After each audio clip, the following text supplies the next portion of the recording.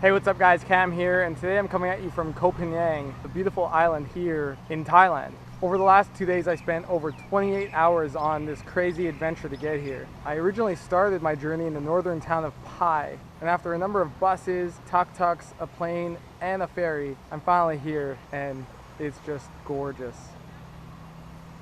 So quickly, if you haven't already, make sure you sign up on GameQuitters.com for the email list, which is where I share a lot of different exclusive content only available through there. If you're watching this video, you have some desire to quit playing games. And if you have that desire, being around the supportive community is one of the most important components of you being successful to quit playing games. As you may have already found out, when you quit playing games, you end up losing a lot of your gamer friends. And this means that you can experience a lot of different loneliness and different emotions that will cause you to just want to go back and play games. By having a supportive community of like-minded gamers just like you who are trying to quit, you can make new friends, share best tips, and interact with other people going through the same thing as you. Definitely join us on the forums and introduce yourself once you do. Okay, last thing before today's question, I just wanted to say thanks for watching, and definitely thanks for all the positive feedback you left on last week's video. All of the comments really mean a lot to me, so thanks for watching, and if you're new here, make sure you hit subscribe. On each of these videos, there's a couple hundred of you watching, but yet we only have 350 plus subscribers. My goal for July is to hit 500, so I'd really appreciate it if you would help me out by hitting subscribe on this screen. We're all in this together, and I'm really happy that you're on this journey with me.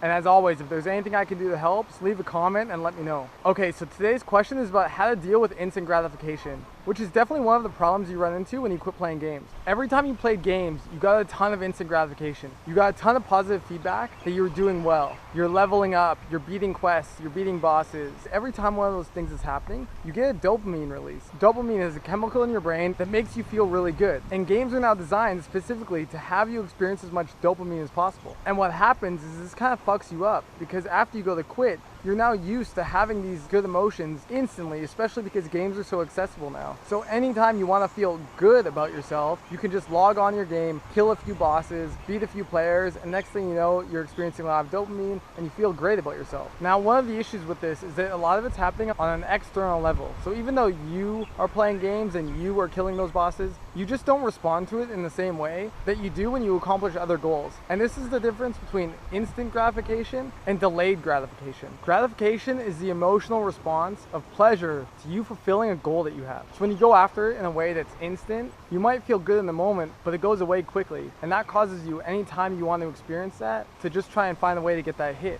Whereas delayed gratification takes time. And because of that, it also lasts a long time too. So of course, the choice is always yours, but there's actually a lot of interesting research done in this area. In fact, there's over 40 years of research by Stanford that all points to one direction, that one of the key qualities in people that leads to success in every single area of your life comes down to delayed gratification. The research all started in the 1960s with a Stanford professor named Walter Mischel, who conducted a study called the Marshmallow Experiment, where he'd give a kid one marshmallow that they could eat now, or if they waited 15 minutes, he'd give them a second one. Now, of course, some kids had it now and some kids waited. But what was most interesting about this study is that over the years, they followed up with these kids to see where they were at. And every single time they followed up, the kids who were willing to wait and delay gratification ended up way more successful than the other kids, including having higher SAT scores, lower levels of substance abuse, a lower likelihood of obesity, better responses to stress, better social skills, and just generally better scores on other life measures. So if you care about being successful in life in all, whatever that means to you, obviously you do, otherwise you wouldn't be watching these videos. Delayed gratification is something you want to start paying a lot more attention to. Success is all about choosing the pain of discipline over the ease of distraction. And that's really what delayed gratification is all about. So now what you want to know is that this is a muscle or a skill like anything else.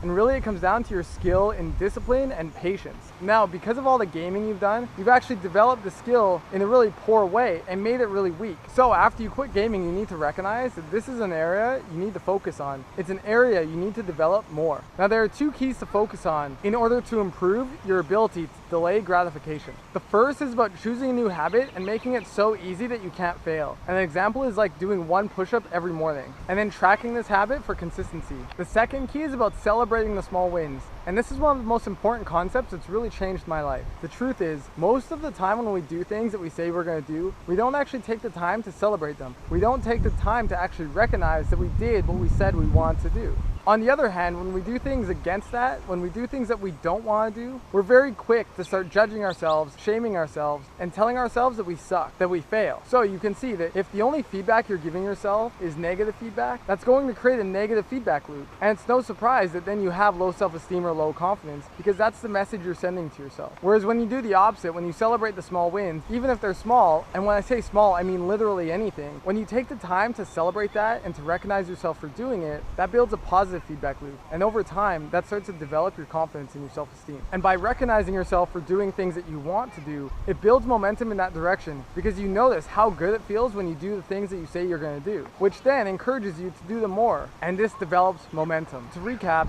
you need to choose a new habit and start tracking it every day. Make it so easy that you can't fail. And every time you do it, make sure you celebrate it and just take a minute to recognize yourself for staying true to yourself, being disciplined and remaining focused. Delayed gratification is a muscle that you build like anything else, but you have to start today and then focus every single day on improving it. Okay, so here are 2 other ideas for you. One is meditating every day. You can use Headspace and meditate for 10 minutes a day. There's no better way to work on delayed gratification than sitting and meditating, even if it's just for 10 minutes. This is a practice that directly develops the skills you're trying to develop. Another idea is starting a savings account and finding a way to put $50 into it every single month. What's really cool about this is over time, you'll look in your account and see that it's growing. And this is a really good way for your brain to experience the positive effects of delayed gratification. Remember, over 40 years of Stanford research supports delayed gratification as being very important for your success in every single area of your life. So if you care about success at all, which take a minute to recognize yourself that you do, and start working on this right now. So I want you to choose one habit that you're going to implement and start doing every single day, and I want you to leave that in the comments below. Okay, so that's it for me today. Make sure you leave your comment and make sure you subscribe. Like I said, there's hundreds of you guys watching this video, and I would really appreciate it if you guys would hit subscribe and help me hit my goal of 500 subscribers by the end of the month.